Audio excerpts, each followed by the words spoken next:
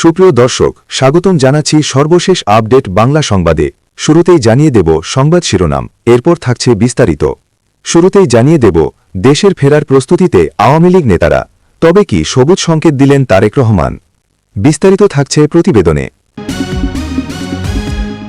আরও জানিয়ে দিব ভয়ঙ্কর মার্চ, সর্বশক্তি দিয়ে ফিরছে আওয়ামী লীগ, হাসিনার কড়া চ্যালেঞ্জ। বিস্তারিত থাকছে প্রতিবেদনে। আরও জানিয়ে দিব ক্ষমতায় আসতে না আসতেই এই অবস্থা, সামনে কি অপেক্ষা করছে? বিস্তারিত থাকছে প্রতিবেদনে। আরও জানিয়ে দেব ৪৫,০০০ কোটির গর্ত খুঁড়ে গেছে ইউনূস, ভরাট করবে কে? বিস্তারিত থাকছে প্রতিবেদনে। আরও জানিয়ে দেব তারেক ক্ষমতায় বসতেই উঠে যাচ্ছে হাসিনার ফাঁসির নির্দেশ। বিস্তারিত থাকছে প্রতিবেদনে। আরও জানিয়ে দিব ঝিনাইদহে বিএনপির ২ গ্রুপের সংঘর্ষ, ২ পুলিশ সদস্যসহ আহত ১০। বিস্তারিত থাকছে প্রতিবেদনে। আরও জানিয়ে দিব প্রায় ৯০ কোটির ঋণ খেলাপেই এখন বাংলাদেশের কেন্দ্রীয় ব্যাংকের গভর্নর, তীব্র বিতর্ক। বিস্তারিত থাকছে প্রতিবেদনে। আরও জানিয়ে দিব দেশে ধর্ষণ সহিংসতার দৃষ্টান্তমূলক বিচারের দাবিতে ঢাবিতে ডাকসুর বিক্ষোভ। বিস্তারিত থাকছে প্রতিবেদনে। আরও জানিয়ে দিব মাগুরায় বিএনপির ২ গ্রুপের সংঘর্ষের ঘটনায় গ্রেফতার ১৪। বিস্তারিত থাকছে প্রতিবেদনে। এবং সর্বশেষ জানিয়ে দেব প্রতীক্ষার অবসান ঘটিয়ে যে পথে দেশে ফিরছেন হাসিনা, খেলা শুরু ভারতের। বিস্তারিত থাকছে প্রতিবেদনে। সুপ্রিয় দর্শক, এতক্ষণ শুনছিলেন সংবাদ শিরোনাম, এবারে শুনবেন বিস্তারিত। তার আগে ভিডিওটি ভালো লাগলে এবং সর্বশেষ আপডেট নিউজ পেতে চ্যানেলটি সাবস্ক্রাইব করুন। ধন্যবাদ। বাংলাদেশের রাজনীতি নিয়ে কথা বলতে গেলে আওয়ামী লীগকে বাদ দিয়ে কোনোভাবেই সেটা সম্ভব নয়। তারা ক্ষমতায় নেই। হাসিনা রয়েছেন দিল্লিতে। দলের বেশ কয়েকজন গুরুত্বপূর্ণ নেতাদের কেউ রয়েছেন কলকাতায়, অনেকে আবার ভিন দেশে চলে গিয়েছেন বলে শোনা যাচ্ছে। কিন্তু আওয়ামী লীগকে নিয়ে চর্চা কিন্তু অব্যাহত। এখন শোনা যাচ্ছে আওয়ামী লীগ আবার বাংলাদেশের জাতীয় রাজনীতিতে ফিরে আসতে চলেছে। প্রশ্ন তাহলে কি দলের উপর জারি করা ইউনূস সরকারের নিষেধাজ্ঞা শেষ পর্যন্ত উঠে যেতে বসেছে? আওয়ামী লীগ যে ফিরবে তা নিয়ে কোনো সন্দেহ নেই। বলা হচ্ছে তাদের জাতীয় রাজনীতিতে ফেরার পথ তৈরি করে দিচ্ছেন বাংলাদেশের প্রধানমন্ত্রী তারেক রহমান। জেনারেল জিয়াউর রহমান জামাতের মতো দলকে রাজনীতি করতে দিয়েছিলেন, আর তার পুত্র তারেক রহমান কিছুদিন আগে একটি গণমাধ্যমকে দেওয়া সাক্ষাৎকারে জানিয়েছে তিনি কোনো রাজনৈতিক দলকে নিষিদ্ধ ঘোষণার পক্ষপাতী নন। তিনি বলেন, আজ যদি একটি দলকে নিষিদ্ধ ঘোষণা করা হয় তবে কাল আমার দলও নিষিদ্ধ হবে না, তার কি নিশ্চয়তা আছে? তবে অপরাধীদের শাস্তির বিষয়ে তিনি আপোষহীন বলেও জানিয়ে দিয়েছেন। বাংলাদেশের রাজনীতিতে আসলে প্রতিনিয়ত একাধিক ঘটনা ঘটছে। রকেট গতিতে ঘটছে বদল। জানা গিয়েছে শেখ হাসিনা দিল্লি থেকে দলের বেশ কয়েকজন নেতার সঙ্গে ভার্চুয়াল বৈঠক করেন।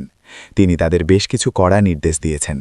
বলেছেন, তৈরি হন, এবার ফিরতে হবে দেশে, নামতে হবে মাঠে। দীর্ঘদিন বিরতার পর শেখ হাসিনা দলের নেতাকর্মীদের সঙ্গে ভার্চুয়াল বৈঠকে মিলিত হলেন। বৈঠক হয়েছে মঙ্গলবার সকালে। বৈঠক হয়েছে আওয়ামী লীগের একজন প্রেসিডিয়াম সদস্যের বাসভবনে, যেখানে কেন্দ্রীয় কমিটির অনেক সদস্য উপস্থিত ছিলেন। বৈঠকে সবথেকে আলোচিত বিষয় হল দলের নেতাকর্মীদের উদ্দেশ্যে দেওয়া নির্দেশ। বাংলাদেশের সাবেক প্রধানমন্ত্রী দলের নেতাকর্মীদের বলেছেন, মানসিক এবং অন্যান্য প্রস্তুতি নিন, কারণ এবার সবাইকে দেশে ফিরতে হবে, দেশের রাজনৈতিক ময়দানে সক্রিয় হতে হবে। তার এই বার্তা রাজনৈতিক মহলে জল্পনা তৈরি হয়েছে। তবে কি শেখ হাসিনা এবার আক্ষরিক অর্থেই দেশে ফিরতে চলেছেন? হাসিনা কি কোনো শক্তিশালী মহল থেকে ইতিবাচক সংকেত পেয়েছেন? অনেক নেতার ধারণা আওয়ামী লীগের উপর থেকে নিষেধাজ্ঞা প্রত্যাহারে বড়সড় একটি ইঙ্গিত পেয়েছেন। বৈঠকে হাসিনা ১২ ফেব্রুয়ারির নির্বাচন নিয়ে কড়া সমালোচনা করেছেন। বঙ্গবন্ধু কন্যা বলেন, নির্বাচনের নামে প্রহসন হয়েছে। বৈঠকে উপস্থিত নেতারা দেশের বর্তমান পরিস্থিতির বিষয়ে তাকে অবগত করেন। নির্বাচন পূর্ববর্তী পর্যায়ে এবং নির্বাচন নিয়ে দেশি বিদেশি পর্যটকদের বিষয়ে ক্ষোভ প্রকাশ করেন। তিনি বলেন, অনেক পর্যবেক্ষককে বলতে শোনা গিয়েছে যে নির্বাচন খুব ভালো হয়েছে। তারাই আবার যে যার দেশে ফিরে গিয়ে নির্বাচন নিয়ে ১৮০ ডিগ্রি ঘুরে যান। বলেন, এটা ছিল একটা সাজানো নির্বাচন। এই দুমুখীদের ওপর ভরসা করে বসে থাকলে চলবে না। দলীয় কর্মীদের তিনি নির্দেশ দিয়েছেন, মানুষকে বোঝাতে হবে কেন এই নির্বাচন আসলে প্রহসন, কেন এই নির্বাচন সাজানো নির্বাচন। আগে থেকেই সব ঠিকঠাক ছিল, যে কারণে আওয়ামী লীগকে বাইরে রাখা হয়েছে। পূর্বতন সরকার এবং বিএনপি নিশ্চিত ছিল আওয়ামী লীগের ওপর থেকে নিষেধাজ্ঞা প্রত্যাহার করা হলে তাদের জয় নিশ্চিত, আওয়ামী লীগ ভূমিধস বিজয় পাবে। সেটা যাতে না হয় তাই দলকে নির্বাচনে প্রতিদ্বন্দ্বিতার সুযোগ করে দেওয়া হয়নি। আওয়ামী লীগ এবং হাসিনা ভোটের শতাংশ নিয়ে প্রশ্ন তোলেন। তাদের দাবি, ভোট শতাংশের দিকে চোখ রাখলেই স্পষ্ট হবে কারচুপি। কারচুপি না হলে কোনোভাবেই ভোটের 60% মেলানো সম্ভব নয়। তার আরও দাবি, বাংলাদেশে ভোট আগজে কলমে 12 ফেব্রুয়ারি হলেও ভোট শুরু হয়েছে তার আগের দিন থেকে। হাসিনার দাবি, তার ভোট বর্জনের আহ্বানে মানুষ অভূতপূর্ব সাড়া দিয়েছে। তিনি ত্রয়োদশ সংসদীয় নির্বাচনের বৈধতা নিয়েই প্রশ্ন তুলে দিলেন। এদিকে মাস্টার নামই তো মার্চ, বাংলা তর্জমা করলে দাঁড়ায় যাত্রা, আর যাত্রার মাসে আওয়ামী লীগ তাদের যাত্রা শুরু করতে চায়। দলনেত্রী হাসিনা আগামী মাসে 3টি দিন দলের জন্য বেঁধে দিয়েছেন। দিন 3টি হল 7 মার্চ, 17 মার্চ, 26 মার্চ। এই 3টি দিনে আওয়ামী লীগ সর্বশক্তি দিয়ে মাঠে নামবে। দলনেত্রী হাসিনা তার কর্মীদের এই নির্দেশ দিয়েছেন। সম্প্রতি দিল্লিতে হাসিনা একটি ভার্চুয়াল বৈঠক করেন। সেই বৈঠকে দলের বেশ কয়েকজন শীর্ষ নেতা উপস্থিত ছিলেন। ওই 3টি দিন যাবতীয় বাধা উপেক্ষা করে নামতে হবে রাজপথে। গত 12 ফেব্রুয়ারি ত্রয়োদশ জাতীয় সংসদ নির্বাচনে বিএনপি বড় ব্যবধানে জয় পেয়েছে। রাজনৈতিক মঞ্চে নিষিদ্ধ থাকা আওয়ামী লীগ আবার সক্রিয় হওয়ার চেষ্টা করছে। গত 24 ফেব্রুয়ারি হাসিনা যে বৈঠক করেন সেটা দলের ওয়ার্কিং কমিটির বৈঠক। যে 3টি দিন হাসিনা দলীয় কর্মসূচির জন্য নির্ধারিত করেছে, সেই 3টি দিন বাংলাদেশের ইতিহাসে সবথেকে গুরুত্বপূর্ণ দিন। প্রথমেই 7 মার্চের কথা বলতে হয়। 1971 সালের ওই দিনে রমনায় রেসকোর্স ময়দানে অনুষ্ঠিত জনসভায় শেখ মুজিবুর রহমান পূর্ব পাকিস্তানের স্বাধীনতা ও মুক্তির ডাক দিয়েছিলেন। সেই ভাষণেই তিনি উচ্চারণ করেছিলেন তার ঐতিহাসিক উক্তি, এবারের সংগ্রাম আমাদের মুক্তির সংগ্রাম, এবারের সংগ্রাম স্বাধীনতার সংগ্রাম। শেখ হাসিনা দলীয় বৈঠকে বলেছেন, আমি আশা করব বর্তমান সরকার আওয়ামী লীগের ওপর থেকে নিষেধাজ্ঞা প্রত্যাহার করে নেবে। তারা সে পথে না হাঁটলে আমাদেরকেও কর্মসূচি নিতে হবে। সেই সঙ্গে আওয়ামী লীগ নেত্রী বৈঠকে বলেন, কোনো দলের কার্যক্রমের ওপর নিষেধাজ্ঞা বলবৎ থাকলেই সেই দলের কর্মীরা স্বাধীনতা দিবসসহ গুরুত্বপূর্ণ জাতীয় দিনগুলি উদযাপন করতে পারবে না, এই রকম কোনো বিধিনিষেধ আরোপ করা যায় না। তিনি বলেন, জেলখানাতেও দোষী সাব্যস্ত এবং বিচারাধীন বন্দীরা স্বাধীনতা দিবস, বিজয় দিবস ইত্যাদি পালন করে থাকেন। বঙ্গবন্ধু জাতির পিতা, তার জন্মদিন উদযাপন জাতির সকলের কর্তব্য। তিনি বলেন, 7 মার্চের ভাষণের গুরুত্ব কাউকে নতুন করে বুঝিয়ে বলার প্রয়োজন পড়ে না। 7 মার্চের ভাষণে স্বাধীনতার পথে হাঁটার গোড়াপত্তন করেছিল। ওই দিনই দেশবাসী মনস্থির করে নিয়েছিল, এরপর যুদ্ধে নামতে হবে। আমরা অপেক্ষায় থাকব নতুন সরকার এই দিনগুলি উদযাপনে আওয়ামী লীগকে বাধা দেয় কিনা। 17 মার্চ বঙ্গবন্ধু শেখ মুজিবের জন্মশতবার্ষিকী। অন্তর্বর্তী সরকারের সময় আওয়ামী লীগ তাদের প্রাতঃস্মরণীয় নেতাকে শ্রদ্ধা নিবেদনের সুযোগ দেয়নি। ঢাকায় ধানমন্ডি 32-এ মুজিবুর রহমানের বাড়ি, যেটি জাতীয় সংগ্রহশালা ছিল, সেটি ভেঙে গুড়িয়ে দিয়েছিল উগ্রবাদী লোকজন। আর 26 মার্চ বাংলাদেশের জাতীয় তথা স্বাধীনতা দিবস। হাসিনা সরকারের পতনের পর থেকে আওয়ামী লীগ ও তাদের শাখা সংগঠনগুলি দিনটি পালন করতে পারেনি। বাংলাদেশের স্বাধীনতার সঙ্গে জড়িয়ে থাকা 7, 17 এবং 26 মার্চের কারণে মার্চ মাসকে সেদেশে বলা হয়ে থাকে স্বাধীনতার মাস। মঙ্গলবার দলের ওয়ার্কিং কমিটির বৈঠকে নেতাদের হাসিনা বলেছেন, ওই দিনগুলি সর্বশক্তি দিয়ে পালন করতে হবে। গলি থেকে রাজপথ সর্বত্র স্বাধীনতা দিবসের বেদি বানিয়ে শ্রদ্ধা জ্ঞাপন করতে হবে। শ্রদ্ধা নিবেদন করতে যেতে হবে ধানমন্ডি 32-এ বঙ্গবন্ধুর বাড়ি এবং গোপালগঞ্জের টুঙ্গিপাড়ায় তার সমাধিক্ষেত্রে। এর মধ্যে ধানমন্ডির বাড়িতে উগ্রবাদীরা 2 দফায় হামলা চালিয়ে গুড়িয়ে দিয়েছে। কূটনৈতিক ও রাজনৈতিক মহলের মতে আওয়ামী লীগের ওই কর্মসূচি শুধুমাত্র দলীয় কর্মসূচি হিসেবে দেখাটা ঠিক হবে না। এটা বিএনপি তথা দলের চেয়ারম্যান তারেক রহমানের ওপর কৌশলগতভাবে চাপ তৈরি করতেই হাসিনা এই কর্মসূচি নিয়েছেন। বিএনপি শেখ মুজিবকে স্বাধীনতার ঘোষক বলে মানে না। তাদের দাবি, এই ঘোষণা দিয়েছিলেন বিএনপির প্রতিষ্ঠাতা চেয়ারম্যান প্রয়াত প্রেসিডেন্ট জিয়াউর রহমান। তিনি ছিলেন বাংলাদেশের মুক্তিযুদ্ধের একটি সেক্টরের কমান্ডার। মুক্তিযুদ্ধের সাহসী ভূমিকা পালনের জন্য বঙ্গবন্ধু শেখ মুজিবুর রহমান তাকে বীর উত্তম উপাধি দিয়েছিলেন। এদিকে রমজান মাসে মানুষ একটু সস্তায় তেল ডাল কিনতে ট্রাকের পেছনে ছুটছেন, কেউ ঝুলে পড়ছেন, একজন নারী ছিটকে পড়লেন রাস্তায়। এই দৃশ্য দেখে যদি কারো বুকে একটুও না লাগে, তাহলে ধরে নিতে হবে সেই মানুষ বা সেই সরকারের বোধশক্তি বলে কিছু নেই। বিএনপি এখন ক্ষমতায় এসেছে 12 ফেব্রুয়ারির একটা নির্বাচনের মাধ্যমে, যে নির্বাচনে দেশের বড় রাজনৈতিক দলগুলো অংশ নেয়নি। সাধারণ মানুষ ভোটকেন্দ্রে যাননি, যা ছিল মূলত একটা সাজানো অনুষ্ঠান। সেই অনুষ্ঠান সেরে যারা এখন মন্ত্রিত্ব করছেন, তারা রমজান মাসে দেশের মানুষের এই অবস্থা দেখছেন এবং কোনো লজ্জাবোধ ছাড়াই আছেন। বিএনপির জন্মটাই একটু আলাদা। জিয়াউর রহমান সেনানিবাসে বসে এই দলটা তৈরি করেছিলেন ক্ষমতাকে আঁকড়ে রাখার হাতিয়ার হিসেবে। সেই দলের ইতিহাস জুড়ে দুর্নীতি, সন্ত্রাস আর পেশি শক্তির রাজনীতি। দলটির শীর্ষ নেতারা বারবার আদালতে দণ্ডিত হয়েছেন, কিন্তু অনুশোচনার চিহ্ন মাত্র নেই কখনো। আর এবার জনগণকে একটা নির্বাচনী প্রহসনের সামনে রেখে ক্ষমতার স্বাদ নিচ্ছেন তারা।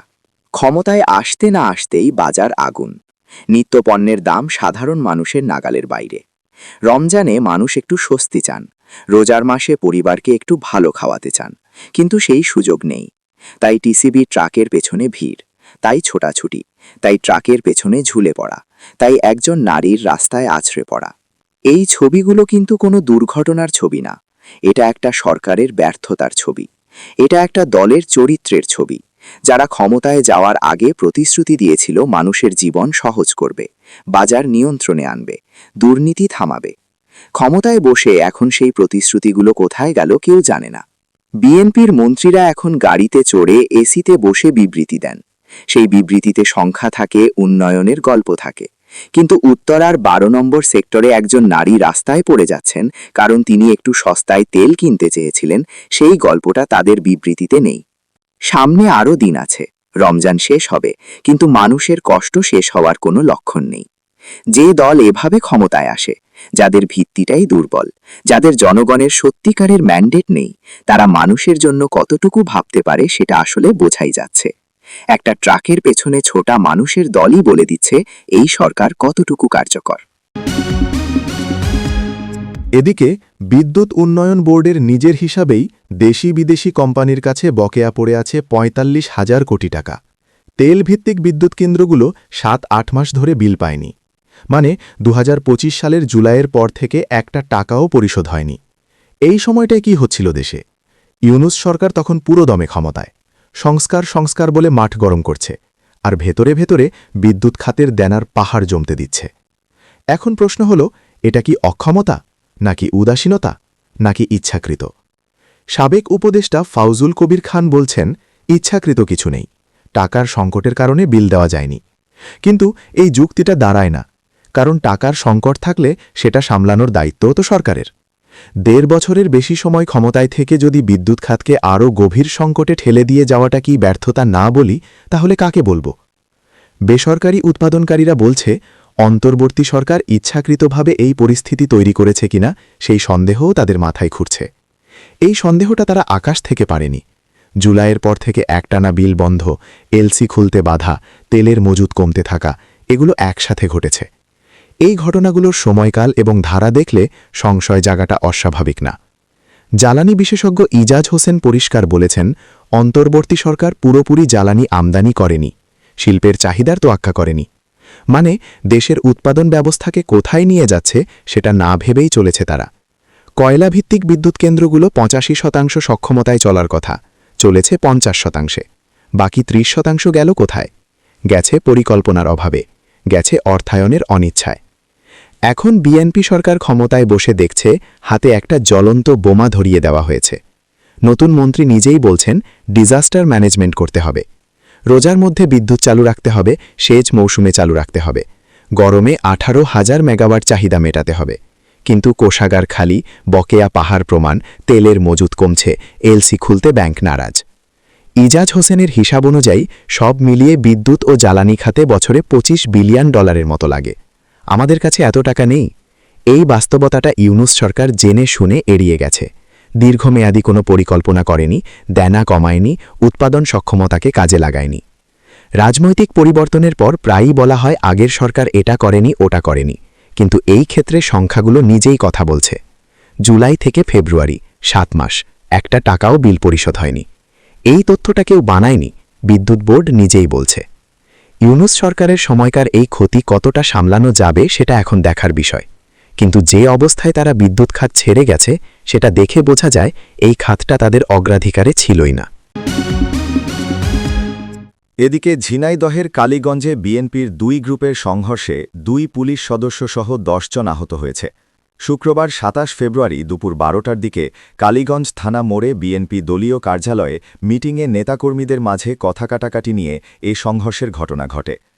পুলিশ ও স্থানীয়রা জানান, দুপুরের দিকে ধানের শীষ প্রতীকের প্রার্থী রাশেদ খানের দলীয় কার্যালয়ে মহারাজপুর ইউনিয়নের বিএনপি নেতাকর্মীদের নিয়ে মিটিং চলছিল। হঠাৎ করে তাদের তর্ক বিতর্কের এক পর্যায়ে হাতাহাতি ও সংঘর্ষ শুরু হয়। এক পক্ষের ধাওয়া খেয়ে আরেক পক্ষ থানার ভিতরে ঢুকে পড়ে। সেখানেও দুই পক্ষের মধ্যে সংঘর্ষ বেঁধে যায়। সংঘর্ষ থামাতে গেলে 2 পুলিশ কনস্টেবল সহ 10 জন বিএনপি নেতাকর্মী আহত হয়। এ ঘটনার পর থেকে 2 গ্রুপের লোকজনের মধ্যে উত্তেজনা বিরাজ করছে। এলাকায় অতিরিক্ত পুলিশ মোতায়েন করা হয়েছে। কালীগঞ্জ থানার ভারপ্রাপ্ত কর্মকর্তা ওসি জেলাল হোসেন জানান, অভ্যন্তরীণ কোন্দল থেকে এই সংঘর্ষের সূত্রপাত। থানা চত্বরে অনাকাঙ্ক্ষিত প্রবেশের চেষ্টা ও পুলিশ সদস্যদের ওপর হামলার ঘটনায় জড়িতদের চিহ্নিত করা হচ্ছে।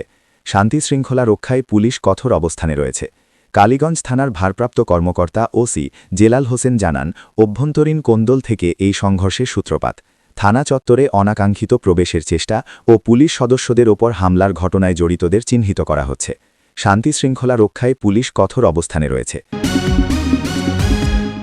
এদিকে নরসিংদীসহ সারা দেশে সাম্প্রতিক ধর্ষণ ও সহিংসতার ঘটনাগুলোর দৃষ্টান্তমূলক বিচার এবং নারী নিরাপত্তা নিশ্চিত করার দাবিতে বিক্ষোভ মিছিল ও সমাবেশ করেছে ঢাকা বিশ্ববিদ্যালয় কেন্দ্রীয় ছাত্র সংসদ ডাকসু। কালীগঞ্জ থানার ভারপ্রাপ্ত কর্মকর্তা ওসি জেলাল হোসেন জানান, অভ্যন্তরীণ কোন্দল থেকে এই সংঘর্ষের সূত্রপাত। থানা চত্বরে অনাকাঙ্ক্ষিত প্রবেশের চেষ্টা ও পুলিশ সদস্যদের ওপর হামলার ঘটনায় জড়িতদের চিহ্নিত করা হচ্ছে। শান্তি শৃঙ্খলা রক্ষায় পুলিশ কঠোর অবস্থানে রয়েছে। সমাবেশে ডাকসুর ভিপি আবু সাদিক কাইম বলেন, নির্বাচনের পর নতুন সরকারের কাছে মানুষ আইনের শাসন ও নিরাপত্তা প্রত্যাশা করেছিল, কিন্তু সাম্প্রতিক সময়ে দেশে ধর্ষণ, হত্যা ও সন্ত্রাসের একাধিক ঘটনায় নাগরিকদের মধ্যে উদ্বেগ তৈরি হয়েছে। এসব ঘটনায় জড়িতদের দ্রুত গ্রেপ্তার ও দৃষ্টান্তমূলক শাস্তির দাবি জানান তিনি। একই সঙ্গে রাজনৈতিক প্রভাব খাটিয়ে অপরাধীদের রক্ষা করার অভিযোগের সুষ্ঠু তদন্তের আহ্বান জানান। শুক্রবার 27 ফেব্রুয়ারি বাদ জুমা বিশ্ববিদ্যালয়ের কেন্দ্রীয় মসজিদ থেকে মিছিলটি শুরু হয়ে ক্যাম্পাসের বিভিন্ন সড়ক প্রদক্ষিণ করে টিএসসির সন্ত্রাসবিরোধী রাজু ভাস্কর্যের পাদদেশে সংক্ষিপ্ত সমাবেশে মিলিত হয়। তিনি বলেন, নারী নিরাপত্তা নিশ্চিত না হলে শিক্ষার্থীরা রাজপথে থেকে আন্দোলন চালিয়ে যাবে। ডাকসুর জিএস এসএম ফরহাদ বলেন, বিভিন্ন এলাকায় সংঘটিত ধর্ষণ ও সহিংসতার ঘটনায় জড়িতদের বিরুদ্ধে দৃশ্যমান ব্যবস্থা না নেওয়ায় জনমনে ক্ষোভ তৈরি হয়েছে। তিনি গণমাধ্যমের প্রতি নিরপেক্ষ ও অনুসন্ধানী প্রতিবেদন প্রকাশের আহ্বান জানান এবং রাজনৈতিক পরিচয় নির্বিশেষে অপরাধীদের বিচারের আওতায় আনার দাবি জানান। এজিএস মহিউদ্দিন খান বলেন, নারী নিরাপত্তা কোনো রাজনৈতিক ইস্যু নয়, এটি রাষ্ট্রের মৌলিক দায়িত্ব। নির্বাচন পূর্ব প্রতিশ্রুতির বাস্তবায়ন এবং প্রতিটি ঘটনার স্বতঃস্ফূর্ত তদন্ত ও বিচার নিশ্চিত করতে সরকারের প্রতি আহ্বান জানান তিনি। প্রশাসনের নিষ্ক্রিয়তার অভিযোগ তুলে তিনি বলেন, প্রতিটি ঘটনায় চাপ সৃষ্টি করে নয়, নিয়মিত আইনি প্রক্রিয়ায় দ্রুত ব্যবস্থা নিতে হবে। ডাকসুর মুক্তিযুদ্ধ ও গণতান্ত্রিক আন্দোলন সম্পাদক ফাতিমা তাসনিম জুমা বলেন, নির্বাচিত সরকারের কাছে জনগণের প্রত্যাশা ছিল আইন শৃঙ্খলা পরিস্থিতির উন্নতি, কিন্তু সাম্প্রতিক ঘটনাগুলোতে সরকারের স্পষ্ট অবস্থান ও কার্যকর পদক্ষেপ দৃশ্যমান নয় বলে তিনি মন্তব্য করেন। তিনি বলেন, ব্যক্তির অপরাধের দায় দল এড়াতে পারে না। অভিযুক্তদের বিরুদ্ধে সাংগঠনিক ও আইনি ব্যবস্থা নিয়ে তা প্রকাশ করতে হবে। বিচার ব্যবস্থার প্রতি আস্থা পুনর্গঠনে স্বচ্ছতা ও জবাবদিহিতা জরুরি। এদিকে মাগুরায় ভিজিএফ চালের কার্ড বণ্টনকে কেন্দ্র করে বিএনপির 2 গ্রুপের সংঘর্ষের ঘটনায় উভয় পক্ষের 14 জনকে গ্রেফতার করেছে পুলিশ। বৃহস্পতিবার 26 ফেব্রুয়ারি গ্রেফতারকৃতদের আদালতে প্রেরণ করা হয়েছে। এর আগে সংঘর্ষ ও দলীয় কার্যালয় ভাঙচুরের ঘটনায় বৃহস্পতিবার পৃথক 2টি মামলা হয়। এক পক্ষের আবুল হোসেন নামে একজন বাদী হয়ে সদর থানায় 12 জনের নাম উল্লেখ করে একটি মামলা দায়ের করেন। অপরপক্ষের মনিরুল শেখ বাদী নামে একজন হয়ে 20 জনকে অভিযুক্ত করে সদর থানায় আরও একটি মামলা দায়ের করেন। এ দুটি মামলায় মোট 32 জনকে আসামি করা হয়েছে। এরপর বুধবার থেকে বৃহস্পতিবারের মধ্যে অভিযান চালিয়ে তাদের গ্রেফতার করা হয়। পুলিশ ও স্থানীয় সূত্রে জানা যায়, সরকারি বরাদ্দের ভিজিএফ চালের কার্ড বণ্টনকে কেন্দ্র করে ওয়ার্ড কমিটির নেতাদের সঙ্গে স্থানীয় বিএনপির সমর্থকদের মধ্যে বিরোধ দেখা দেয়। এক পর্যায়ে বিরোধ থেকে সংঘর্ষে জড়িয়ে পড়ে উভয় পক্ষ।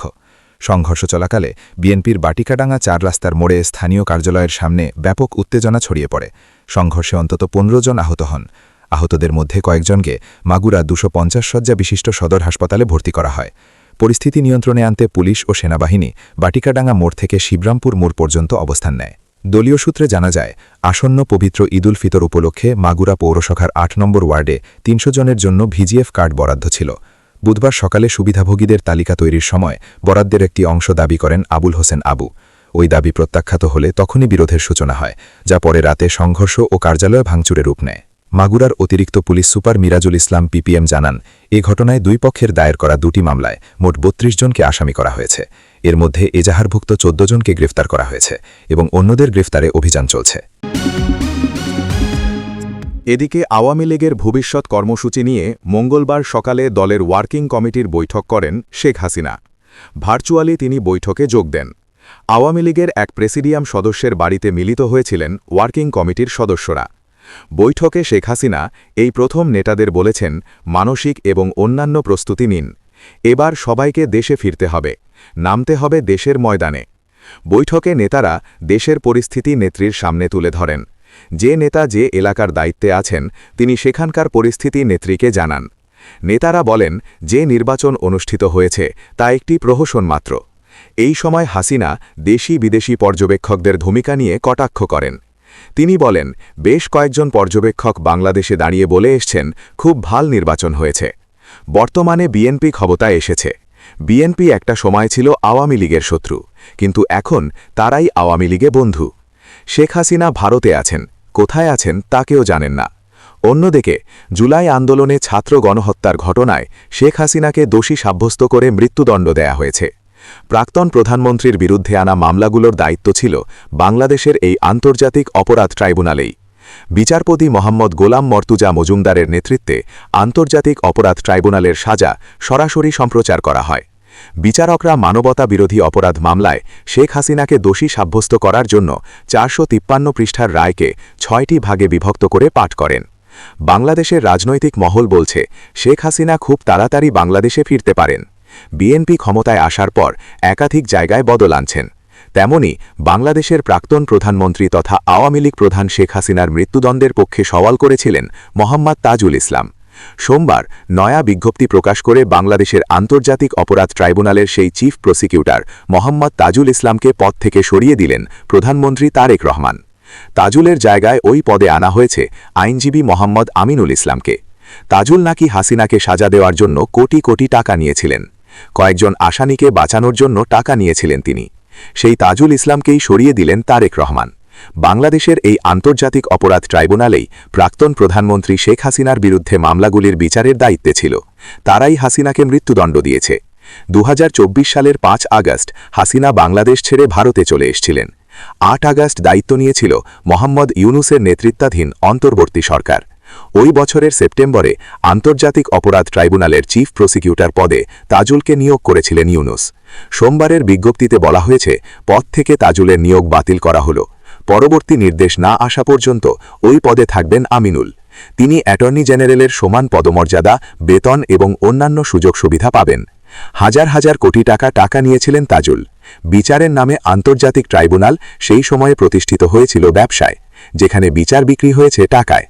আন্তর্জাতিক অপরাধ ট্রাইব্যুনালের চিফ প্রসিকিউটরের পদ থেকে সোমবার বিদায়ের দিনে মোহাম্মদ তাজুল ইসলামের বিরুদ্ধে দুর্নীতি ও অনিয়মের অভিযোগ করেছেন তারই সহকর্মী ট্রাইব্যুনালের অন্য প্রসিকিউটর বি.এম. সুলতান মাহমুদ।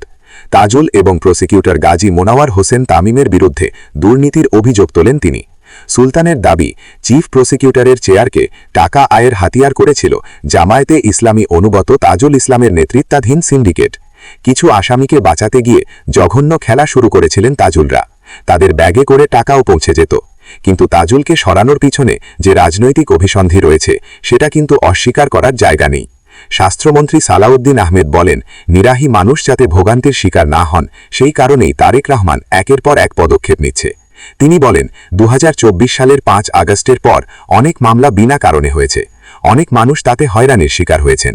যাতে সেই একই ঘটনা না ঘটে সেই কারণেই তারেক রহমান ব্যবস্থা নিচ্ছেন।